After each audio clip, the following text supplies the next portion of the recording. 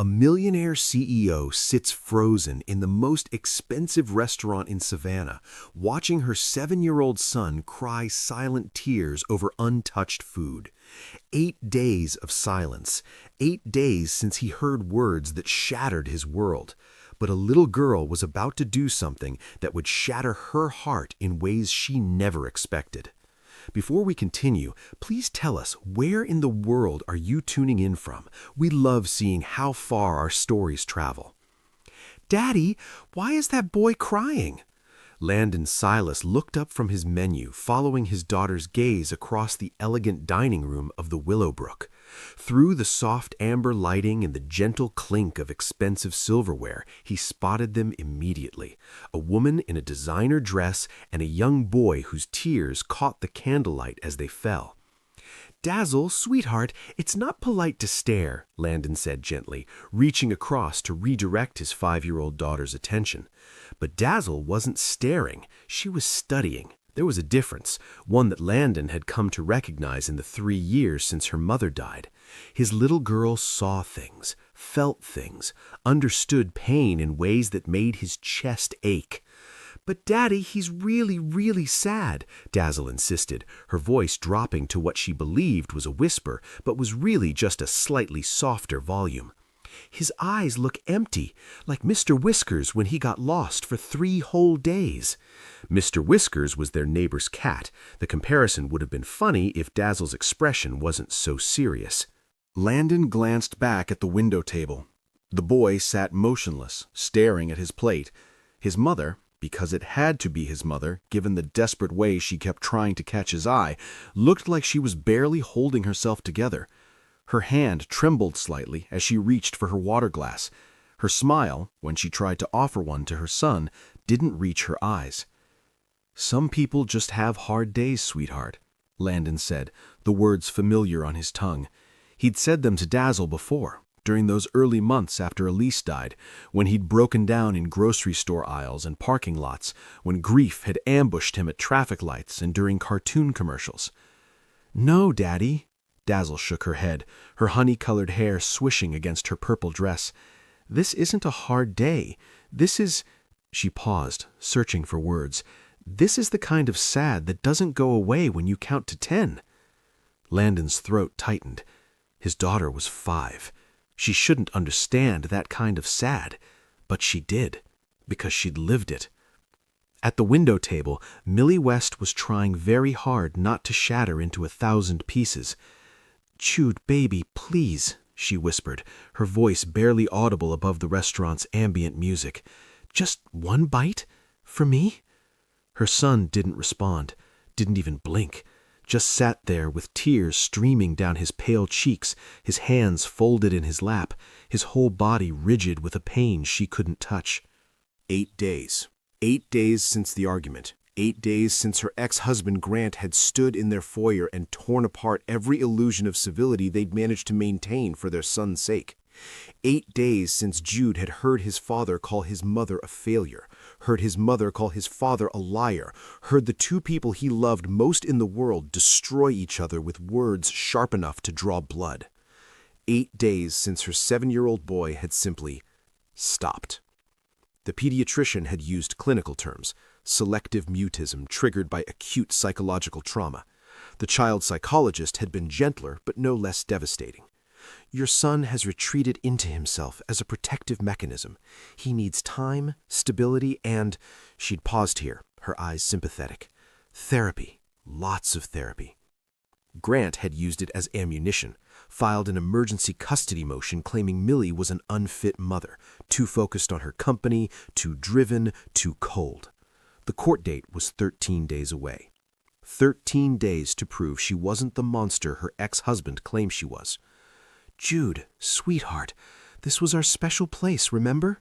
Millie tried again, her voice cracking despite her best efforts. "Thursday nights, just you and me. You always ordered the grilled cheese with truffle oil because you thought truffle was the funniest word." A fresh tear rolled down Jude's face. Millie's heart cracked clean through. "Daddy, I need to help him." Landon blinked, pulled from his observation of the grieving mother and silent child. "What?" "The sad boy. Dazzle was already sliding off her chair, her sneakers clicking against the hardwood floor. He needs someone. I can feel it in my tummy. That means it's important. Dazzle, wait! Landon reached for her, but his daughter was already moving with the kind of determined confidence that only 5-year-olds possessed, the kind that didn't yet understand that the world might say no. He scrambled out of his chair, nearly knocking over his water glass. Sweetheart, we can't just walk up to strangers. Too late. Dazzle had already reached the window table. She stood there for exactly 3 seconds, studying the crying boy with an intensity that made several nearby diners pause their conversations. Then she reached out and patted the elegant woman's arm. "Excuse me," Dazzle said, looking up at Millie with eyes that were far too knowing for her age. "I'm Dazzle. Is it okay if I talk to your boy? He looks like he needs a friend, and I'm very good at being a friend. My daddy says so." Millie stared at the tiny girl in front of her, purple dress with a small stain near the hem, honey-colored curly hair, expression so earnest it bordered on fierce. Millie's gaze shifted to the man hovering awkwardly behind the little girl, clearly mortified. He was tall, had the exhausted eyes of someone who understood sleepless nights. "I suppose that would be all right." Landon opened his mouth to apologize, to collect his daughter and retreat to their table, but Dazzle was already climbing into the empty chair beside the silent boy. "Hi," Dazzle said, turning her full attention to Jude. "I'm Dazzle, like the sparkly kind. My mommy picked my name because she said I lit up every room." She paused, her voice softening. "My mommy is in heaven now. That's a very far-away place, but my daddy says she can still see me being brave." Jude's hands twitched in his lap, the smallest movement, but movement. Landon felt his breath catch. Beside him, Millie had gone completely still. "I think something made you really, really sad," Dazzle continued, her tone conversational, like they were discussing the weather or her favorite cartoon. "And you know what? That's okay. Being sad is allowed. Sometimes I'm so sad I can't even use my words either." Another tear slipped down Jude's cheek, but his breathing had changed, slower, like he was actually listening. "When I'm that kind of sad, my daddy says I don't need to talk. I just need someone to sit with me and be sad together." Dazzle tilted her head, considering. "But I've been thinking about something. Want to know what it is?" Jude didn't respond, but he didn't turn away either. Dazzle leaned in closer, her voice dropping to a whisper that somehow still carried across the table. "I think you don't need lots of people. I think you just need one person who really truly gets it. Someone who won't leave even when things are hard." She paused, then added with devastating simplicity, "I think you just need a sister." The words hung in the air like smoke. Millie's hand flew to her mouth. Landon felt something shift in his chest, some ancient recognition of a moment that mattered, that would echo. "Not a real sister, 'cause that's not how families work," Dazzle clarified, as if this was a perfectly reasonable conversation to have with a stranger in a fancy restaurant. "But a friend's sister, someone who's on your team no matter what, someone who sees you even when you're invisible." She reached out then and placed her small hand over Jude's. "I could be that person," she said softly, "if you want. I've never had a brother before, but I think I'd be really good at it. I'm very good at keeping promises, and I promise I won't leave. Cross my heart." She made an elaborate X over her chest. "And you," his voice was rusty, barely more than a breath. "You promise you won't leave?" Millie made a sound like something breaking. Dazzle nodded solemnly, her expression as serious as a wedding vow. "I promise. Dazzles don't break promises. We're too brave for that." Something flickered across Jude's face. Not quite a smile, but a softening, a crack in the wall he'd built around himself. "I'm Jude," he whispered. "Hi, Jude." Dazzle beamed at him like he'd just performed a magic trick. "That's a really good name. It sounds like an astronaut name. Are you interested in space?" And just like that, as if a spell had been broken, Jude nodded. It was the smallest gesture, but to Millie, watching her son engage with another human being for the first time in over a week, it felt like witnessing a resurrection.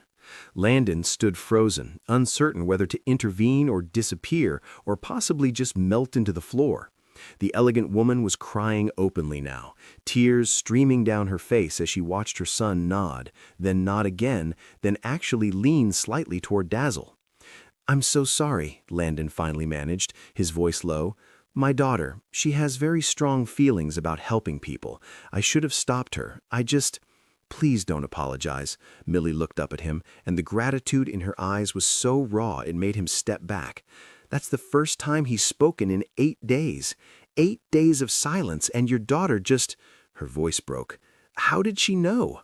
Landon glanced at Dazzle, who was now explaining to Jude about Mr. Whiskers and his very complicated personality.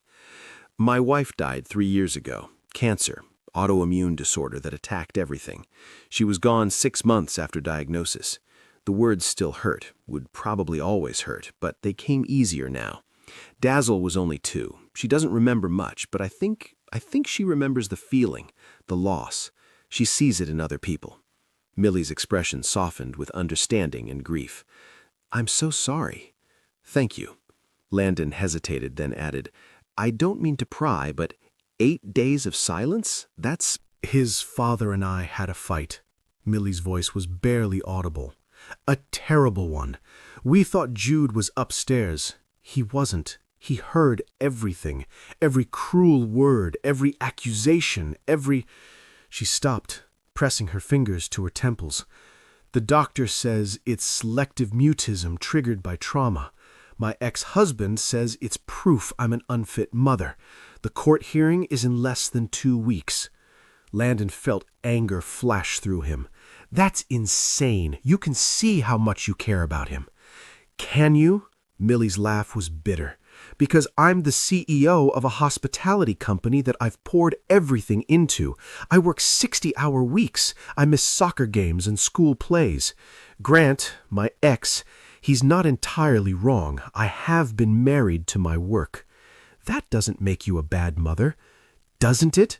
Millie looked at her son, who was now telling Dazzle something about rocket launches, his words halting but present. At the table, Dazzle had stood up and was tugging on Jude's sleeve. "This is silly. We can't be friend siblings if we're at different tables. That's not how it works." Jude looked at his mother, then at Dazzle, then back at his mother. Can we sit with them?" Millie's breath caught. A full sentence. A request. Engagement. "If that's all right with..." She looked at Landon helplessly. "Of course," Landon said, even as his mind screamed that this was chaos, that they were strangers, that he had no idea to have dinner with a millionaire CEO and her traumatized son. We'd love that." The restaurant staff, charmed beyond measure by the tiny girl directing operations like a general commanding troops, efficiently combined the tables. Within minutes, Landon found himself sitting across from Millie West, trying to remember how to make adult conversation. "So," he started, then immediately wanted to kick himself. "So, brilliant opening." Millie smiled, a real smile, small but genuine. "So, this is weird, right?" Landon said. "Not bad weird, just unexpected weird." "Very unexpected." Millie glanced at their children, who were now engaged in what appeared to be a serious discussion about whether astronauts could eat pizza in space. "But I think maybe the best things usually are." "I'm Landon, by the way, Landon Silas." He offered his hand across the table.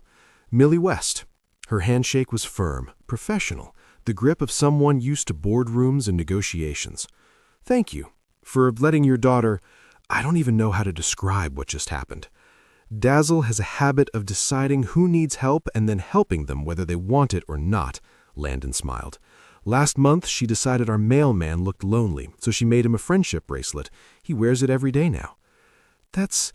Millie's eyes glistened. "That's beautiful."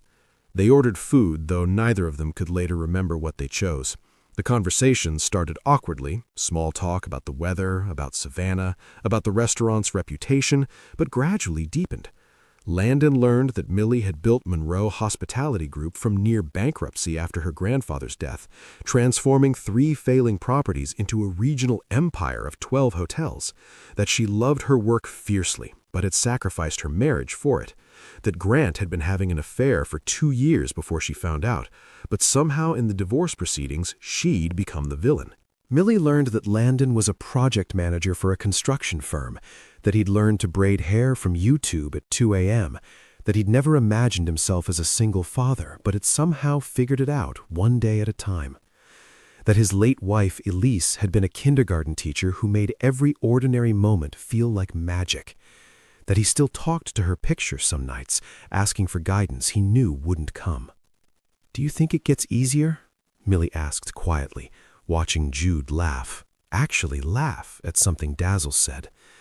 "The guilt? The fear that you're failing them?" Landon was quiet for a long moment. "Honestly, no. I think you just get better at carrying it." "That's bleak." "Maybe, but it's also freeing in a way." He met her eyes. "Once you accept that you're going to make mistakes, that you're going to have bad days, that you're never going to be perfect, it's almost like permission to just be human, to do your best and hope it's enough." Millie absorbed this, turning it over in her mind. "My ex-husband used to say I approached motherhood like a business problem, that I was always strategizing instead of just being present." "Were you?" She considered. "Sometimes, yes, but I was also trying to build something stable for Jude. Security, options, a future where he wouldn't have to worry about money or opportunity or—" She stopped. "But he doesn't need financial security right now. He just needs his mother to see him." "And you do," Landon said firmly. "I've watched you for the past hour. Every time he speaks, you light up. Every time he retreats, you ache. That's not a CEO solving a problem. That's a mother loving her son." Millie's eyes filled with tears. "Thank you. I have no idea how much I needed to hear that." Across the table, Dazzle was explaining to Jude that yes, technically you could burp in zero gravity, but it would be different because there's no up or down in space, so the burp wouldn't know which way to go and might just hang around your face forever. Jude found this hilarious. "Your daughter is remarkable," Millie said, watching the children with something like wonder. "She's my whole world." Landon's voice was soft. "After Elise died, there were days I couldn't get out of bed. Days when breathing felt like climbing a mountain. But then Dazzle would come in, all wild hair and sticky hands, and she'd say something like, 'Daddy, the sun is awake, so we have to be awake too.' And I'd just go, because she needed me to." "Did you ever resent it, the responsibility?" "Never. Not once." Landon shook his head. "Terrified by it? Absolutely. Overwhelmed? Constantly. But resentful? No. She saved my life. I'm just trying to be worthy of that." Millie reached across the table and squeezed his hand briefly. "I think you're doing just fine." The meal stretched longer than either of them expected. Jude ate 3 bites of his grilled cheese, not much, but infinitely more than nothing. Dazzle consumed approximately half her pasta before declaring she was full of noodles and couldn't possibly eat another bite. When the check came, both Landon and Millie reached for it simultaneously. "Please," Millie said, "let me. After what Dazzle did tonight, I couldn't possibly." "Mr. Silas," Millie's voice took on a tone that suggested she was used to winning negotiations. "My son spoke for the first time in over a week. He laughed, he engaged. That's worth far more than the price of dinner." Landon relented, though he felt awkward about it. As they gathered their things, Dazzle tugged on Millie's sleeve. "Mrs. Jude's mom? You can call me Millie, sweetie." Okay, Miss Millie, can Jude and I have a play date because he doesn't know about Mr. Whiskers yet, and that's a very long story that needs lots of time because Mr. Whiskers has a very complicated personality, and also he once ate a sock. Millie laughed, a real full laugh that transformed her face. "I would like that very much, Dazzle." Numbers were exchanged, tentative plans were made for the following Saturday, and as Landon carried a sleepy Dazzle out to their aging Toyota Camry, buckling her into her car seat, he felt something he hadn't felt in 3 years. Hope. Not the desperate, grasping kind, but the quiet, steady kind that suggested maybe, possibly, life could surprise you. "Daddy?" Dazzle mumbled, already half asleep. "Yeah, sweetheart? I think we helped them tonight, the sad boy and his worried mommy." "I think you did, baby. You definitely did." "Good." Dazzle yawned. Landon drove home through the quiet Savannah streets, his daughter's words echoing in his mind, and for the first time in longer than he could remember, the loneliness that usually lived in his chest felt just a little bit lighter. The first playdate happened on Saturday at Millie's home in the historic district, a beautiful 3-story Victorian that Dazzle declared was basically a castle but with more bathrooms. Landon had been nervous, pulling up to the ornate iron gates in his 12-year-old Camry with its coffee-stained interior and suspicious rattle in the engine. Millie's world was clearly different from his. Her house probably cost more than he'd make in a lifetime. But Millie answered the door in jeans and a simple t-shirt, her hair pulled back in a ponytail, looking nothing like the polished CEO from the restaurant and everything like a tired mom who'd been up late worrying. "They're in the backyard," she said, gesturing to where Jude and Dazzle were already examining something in the grass with intense concentration. "I think they found a caterpillar, or possibly a small alien. The jury's still out." Landon laughed, following her to the kitchen, where coffee was already brewing. "How's he been?" he asked, accepting the mug she offered. "Since Thursday." Millie's smile was cautious but genuine. "Better. He's been talking more. Not constantly, and he still goes quiet when he's overwhelmed, but it's progress. His therapist says having a friend his own age who understands might actually be the breakthrough we needed." Dazzle hasn't stopped talking about Jude since Thursday. She's informed me that they're officially friend siblings now, and that means we have to have family dinners together because that's what families do. I shook my head fondly. She's already planning Thanksgiving. She likes to be prepared. They stood at the kitchen window, watching their children. Jude was explaining something animatedly, his hands moving in elaborate gestures. Dazzle was listening with the kind of rapt attention usually reserved for her favorite cartoons. "Can I ask you something?" Millie said quietly. "Of course." "How did you do it after your wife died? How did you just keep going?" Landon was quiet for a long moment, considering the question. "Honestly, I didn't have a choice. Dazzle needed me. So I got up every morning even when I wanted to stay in bed forever. I made breakfast even when I couldn't taste anything. I went through the motions until, eventually, the motions started to feel like living again. But the grief never goes away," Landon said gently. "It just changes shape, becomes something you carry instead of something that crushes you. Some days are harder than others. Birthdays, anniversaries, random Tuesday afternoons when you hear a song or smell something familiar, and it all comes rushing back. I don't grieve my marriage. I grieve who I thought Grant was, who I thought we were together, the family I believed we were building. That's still loss. It still counts." "My therapist says the same thing," Millie smiled ruefully. "I have a hard time accepting it. It feels like I failed." "You didn't fail. You survived. There's a difference." They talked for hours that first playdate, while Jude and Dazzle created what they called Moonbase Popover, an elaborate fort made from sheets, pillows, and dining room chairs that somehow also incorporated a complex ranking system of snacks. Apparently, goldfish crackers were top-tier astronaut food, while broccoli was alien poison. When Landon finally said they should probably head home, Dazzle and Jude were devastated. "But we didn't finish the secret handshake," Dazzle protested. Jude nodded vigorously. "And I didn't show her how to calculate escape velocity." "What's escape velocity?" Dazzle asked. "It's how fast you have to go to leave Earth's gravity." Jude's eyes lit up. "It's really, really fast, like 7 miles per second fast." "That's so fast," Dazzle was appropriately awed. Millie and Landon exchanged amused glances. "How about next Saturday?" Millie suggested. "You two can work on your secret handshake then." "Can Dazzle sleep over?" Jude asked, the question tumbling out before you could second-guess it. Then he froze, as if surprised by his own boldness. Millie looked at Landon. "Would that be all right? I mean, if you're comfortable." "Please, Daddy." Dazzle's eyes were enormous. "I've never had a sleepover before, and Jude needs me to teach him about Mr. Whiskers, and that takes a really long time because Mr. Whiskers has 17 different personalities." "I thought you said he had a complicated personality, not 17 personalities." "It's the same thing." "It's really not. Daddy, please." Landon looked at his daughter's hopeful face, at Jude's cautious excitement, at Millie's warm smile. "Okay," he said, but we're going to need to set some ground rules about bedtime and vegetables, and Dazzle launched herself at him, wrapping her arms around his legs. Thank you, thank you, thank you. You're the best daddy in the whole entire universe.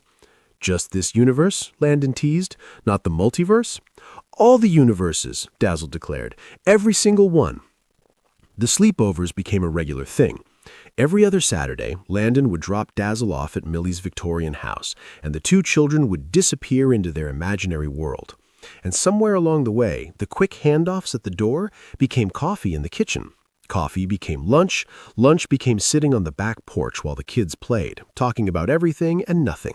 Landon told Millie about Elise's diagnosis, how they'd been planning a vacation to the Grand Canyon when the doctor called with the test results, how they'd tried to stay positive, to fight, to believe that love and determination could beat biology, how they'd been wrong. He told her about holding his wife's hand in the hospital at 4:37 a.m. on a Sunday morning, watching her take her last breath, feeling his entire world tilt on its axis.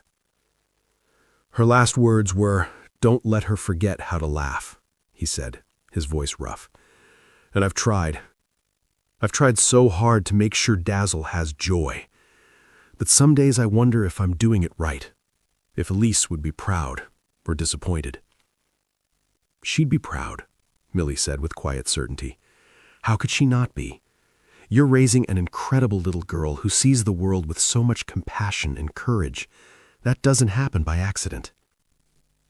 Millie told Landon about her marriage, how she and Grant had met in college, how he'd supported her career initially, how something had shifted when Monroe Hospitality started succeeding beyond their expectations. "She wanted me to be successful," she said, "but not more successful than him. She wanted me to have ambition, but not too much ambition. And when the business exploded, when I started making more money, traveling more, being interviewed and recognized, it threatened him." The affair had started 18 months into her company's growth. A colleague from Grant's firm. Someone younger, less driven, more available.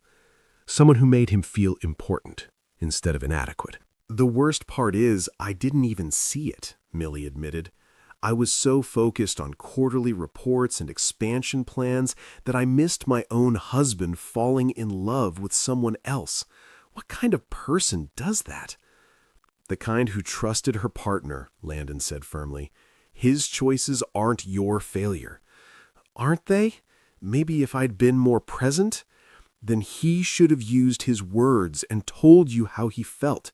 He's a grown man, Millie. He made a choice. You didn't force him into another woman's bed." Millie's laugh was watery. "My therapist says the same thing. I'm working on believing it." Their conversations grew longer, deeper.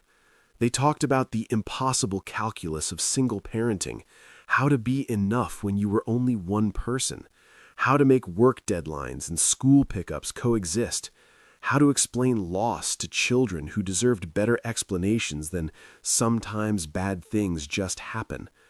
They talked about loneliness, the specific kind that came after loss, the kind that could hit you at random moments, in grocery store lines, during TV commercials, in the middle of the night when the house was too quiet and the bed was too big. "I thought I'd gotten used to it," Landon confessed one evening, watching fireflies blink in Millie's yard while Jude and Dazzle chased them with jars. "The loneliness.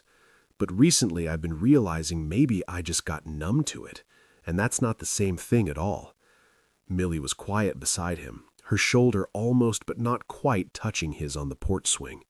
"I've been thinking about something," she finally said. "What's that?" "About what Dazzle said that first night, about Jude needing a sister. She wasn't wrong." "No." Millie turned to look at him, her expression unreadable in the fading light. "But I've been wondering if maybe it works both ways. Maybe Dazzle needed a brother, too. Maybe—" She paused, searching for words. "Maybe we all needed each other." Landon's heart stuttered in his chest. "Millie, I'm not saying anything," she said quickly. "I'm just acknowledging that these Saturday afternoons have become the best part of my week, that I look forward to our conversations, that when something good happens at work, you're the first person I want to tell. And I don't know what that means or if it means anything at all, but I needed you to know." Landon reached over and took her hand, lacing their fingers together. "Me too," he said quietly. "All of it. Me too." They sat like that for a long moment, hands clasped, watching their children create magic from mason jars and summer twilight.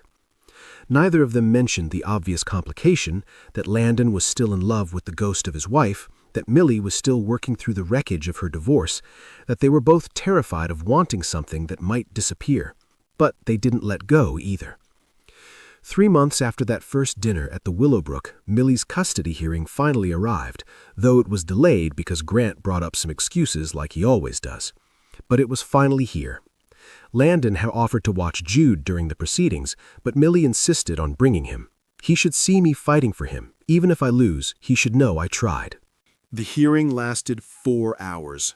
Grant's lawyer painted Millie as a workaholic who prioritized profit over parenting, who had emotionally neglected her son, who had created the circumstances that led to Jude's selective mutism. Millie's lawyer countered with evidence of her involvement in Jude's life, school records showing her attendance at conferences, photos from soccer games and birthday parties, testimonials from teachers and neighbors. The child psychologist testified that Jude's mutism was triggered by witnessing parental conflict, not by maternal neglect. That the boy had made remarkable progress in recent weeks, that he had a strong, healthy attachment to his mother. When Jude was called to speak with the judge privately, Millie had to physically restrain herself from following him into the chambers. 10 minutes later, he emerged. The judge returned. The gavel came down. Joint custody maintained. No change to the existing arrangement. Grant had won. Or rather, she hadn't lost. She called Landon from the courthouse parking lot, her voice shaking with relief and residual adrenaline. "He's still mine," she said. "Grant didn't win. He didn't take my son." "Of course not," Landon said, wishing he could be there to hold her. "You're his mother. That was never in question." "But it was. For 4 hours today, it absolutely was." Millie's breath hitched. "I've never been so scared in my life." "But you fought. And you won." "We won," Millie corrected softly. "If Dazzle hadn't approached Jude that night, if he hadn't started speaking again, if the therapist hadn't been able to document his recovery, the judge might have ruled differently. Your daughter saved my son. And maybe she saved me too." Landon didn't know what to say to that. The weight of it sat heavy in his chest. "Come over tonight," he found himself saying. "Both of you. Let's celebrate properly. I'll order pizza, we'll let the kids stay up late, and we'll just be relieved together." "I'd like that," Millie said. "I'd really like that." That night, in Landon's modest 2-bedroom apartment with its second-hand furniture and crayon-decorated walls, they celebrated. The kids built another fort, this one dubbed Victory Base Alpha, and consumed enough pizza to feed a small army. When Jude and Dazzle finally crashed around 10 p.m., collapsing in a tangle of blankets and exhaustion in Dazzle's room, Landon and Millie sat on his worn couch with cheap wine and mismatched glasses. "Thank you," Millie said quietly, "for today, for the past 3 months, for letting your daughter storm into our lives and refuse to leave. I don't think I had much choice in the matter. Dazzle is a force of nature. She gets it from her father." Landon laughed. "I'm definitely not a force of nature. I'm barely a force of mild weather." "You're selling yourself short." Millie set down her wineglass and turned to him fully. "You raised child who sees pain and runs toward it instead of away, who believes in promises and keeps them, who thinks the solution to sadness is companionship, not isolation. That doesn't happen by accident, Landon. That's you, your influence, your love." Landon felt his throat tighten. "I'm just trying not to screw her up too badly." "You're doing more than that. You're showing her how to be human, how to be brave, how to love even when it's hard, how to grow even in hard places." The reference to Dazzle's Poppy explanation made them both smile. They were quiet for a moment, the weight of everything unsaid sitting between them. "Millie," Landon finally said, "I need to tell you something." Her expression turned cautious. "Okay." "I've started looking forward to our time together, not just because Dazzle loves playing with Jude, but because He stopped, gathering courage. "Because I enjoy being around you, talking to you, learning about your life and your dreams and your fears. And that terrifies me. Why? Because I didn't think I'd ever feel this way again. After Elise died, I thought that part of my life was just over. That I'd focus on being Dazzle's dad and that would be enough. That wanting anything more would be a betrayal. Millie's eyes glistened. And now? Now I'm not sure anymore. Now I think maybe wanting more doesn't mean loving Elise less. Maybe hearts don't have a fixed capacity. Maybe they just expand. Like Dazzle said about family, Millie said softly. It's not about blood. It's about love and choice and showing up. Yeah, like that. Millie reached over and took his hand, the gesture familiar now, after months of casual touches and supportive squeezes. I'm scared too, she admitted. My marriage failed, spectacularly, and I don't know if I trust myself to try again, to be vulnerable with someone, to risk caring that much and having it fall apart. So what do we do? Millie was quiet, considering. Then she smiled, small but genuine. We could try being scared together, she suggested. We could take it slow. No pressure, no expectations. Just see what happens. See if this feeling is real or if it's just proximity and gratitude and single-parent loneliness. And if it's real, then we figure it out. Together. One day at a time. The same way we're figuring out everything else. Landon studied her face in the lamplight. The uncertainty there, but also hope. The fear, but also courage. I'd like that, he said. Trying. Slowly. Together. Yeah? Yeah. Millie leaned forward and kissed him softly. It was gentle, exploratory. The kind of kiss that asked questions instead of making statements. When they pulled apart, both of them were smiling. This is probably a terrible idea, Millie whispered. Probably, Landon agreed. The kids will have opinions. So many opinions. And we both have baggage. Mountains of it. Everests of baggage. But maybe, Landon finished, that's okay. Maybe perfect isn't the goal. Maybe just being honest and present and willing to try is enough. Millie rested her head on his shoulder, and they sat like that for a long time, listening to the quiet breathing of their sleeping children in the next room, feeling the warmth of possibility settle around them like a blanket. 5 months later, Landon stood outside the Willowbrook adjusting his tie for the 4th time, a nervous habit that had never quite left him, and trying to remember how to breathe. Inside, Millie was waiting. They had arranged a proper date night. No kids, no play dates, just the two of them, returning to the place where everything had started. He'd rehearsed what he wanted to say approximately 47 times. It still didn't feel like enough. The hostess led him to the corner table by the window. Their table, though they'd never officially claimed it. Millie was already there, wearing a deep blue dress that made her eyes look like the ocean at dusk. Hi, Landon said, sliding into the seat across from her. Hi yourself, Millie smiled, but he could see the nervousness in the way she fidgeted with her napkin. This feels very formal all of a sudden. Does it? I was going for casually terrified. Nailed it. They ordered drinks, made small talk about work and the kids and the weather, dancing around the real conversation hovering between them. Finally, Millie set down her water glass and looked at him directly. Landon, what are we doing here? I wanted to talk to you about something. I gathered. You've been nervous for 3 days.